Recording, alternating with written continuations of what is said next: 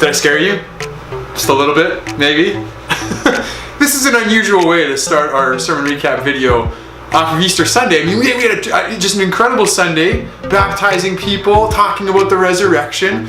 But we were in the very last section of Mark, and Mark ends his gospel in a very strange way. He says that the women who find out that Jesus has risen are afraid, and they don't tell anybody. And then Mark ends his gospel that way. And it leaves you kind of going like, what are we doing here? What are we talking about? Fear? It should be joy. It should be celebration.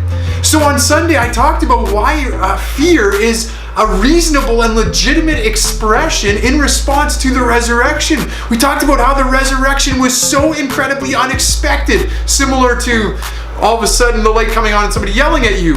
Totally unexpected. Nobody saw this coming, that one person would be raised to life in the middle of history.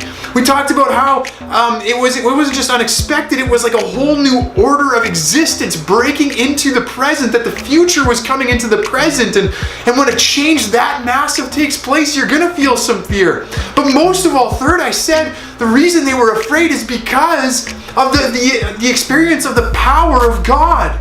We saw how through Mark, every time people come face to face with the glory of God in Jesus, this is the response they have, is fear, because of this awesomeness. There's nothing else in the world like this. And so the woman hear that Jesus has been risen, and it's like the glory and the presence of God right there in that moment causes them to fear.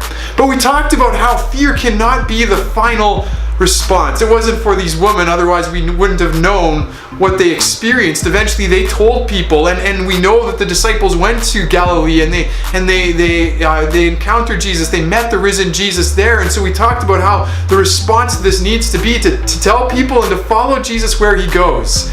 Jesus has risen. He is Lord over all. How are you going to respond? That's the big question for this week.